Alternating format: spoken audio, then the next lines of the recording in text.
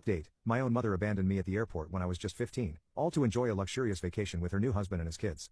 You can figure it out, she shrugged. I did, by calling my estranged father, who arrived in a private jet. When she got back, she found my room empty and a legal notice waiting. Part 2. The phone rang once, twice. Then a low voice answered, "Hello." I froze. "Dad." Silence. Then Rowan. My voice cracked. She left me. "Where are you?" "JFK Terminal 4. "Stay where you are. I'm sending the plane." I didn't understand what he meant. I thought he was just coming to pick me up, but he wasn't. He was sending his jet. I honestly thought I'd misheard him. "Wait, what do you mean you're sending the plane?" "I mean exactly that," he said, calm as ever. "Stay where you are. Someone will come find you. I'll see you in a few hours." Then he hung up. I sat there, staring at my phone like it might start explaining things to me. I hadn't spoken to this man in years. I hadn't seen his face since elementary school, and now he was sending a damn jet. It didn't feel real. Nothing did. My mother had just walked off like I was an extra in her life she forgot to write a scene for, and now my estranged father was swooping in like some kind of movie character. Maybe I was dreaming. Maybe I was losing it.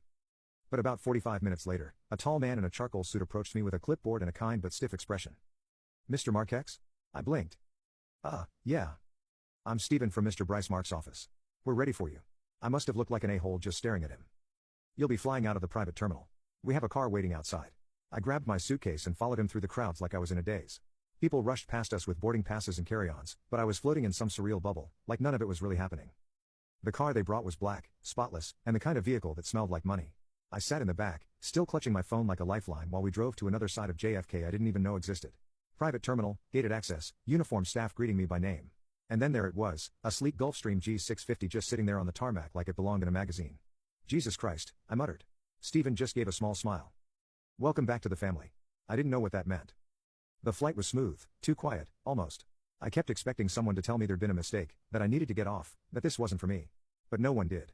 They served me food on actual plates, not plastic trays. The flight attendant called me Mr. Mark every time she spoke to me. By the time we landed in Aspen, the sun was low in the sky and everything outside the window looked golden and perfect, like a postcard come to life. And then I saw him, my father, standing on the tarmac in a dark coat, hands in his pockets, his hair mostly gray now but still thick. He looked older than I remembered but not tired. He looked grounded, solid. He looked like someone who knew what he was doing. I stepped off the plane and just froze. He walked toward me slowly, and for a second, neither of us said a word.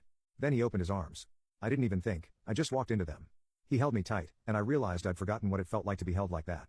Not just hugged, but held like someone was actually trying to keep the broken pieces from falling apart. "I'm so sorry," he said into my hair. That's when I finally started crying. We didn't talk much in the car. He let me sit in silence, my head spinning, my eyes puffy. He just kept his hand on my shoulder the whole way to his house, a quiet, gorgeous place up in the hills with wide windows and warm lights that spilled across the snow-covered lawn.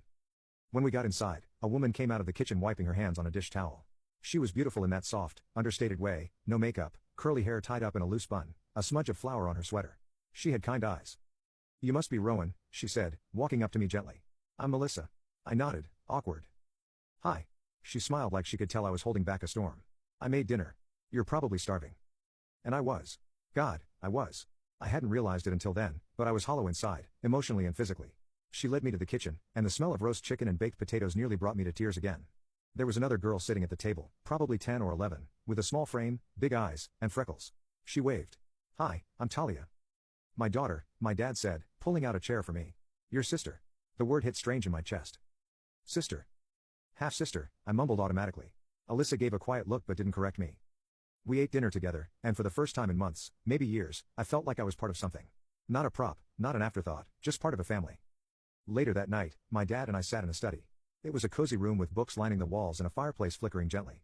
He poured himself a scotch, offered me a soda, and sat down across from me. "Tell me everything," he said. And I did. I told him everything, the way Mom changed, how she started leaving me behind more and more, how Richard and his kids slowly replaced me in her life, how she told me I'd figure it out like I was some stray animal she didn't know what to do with.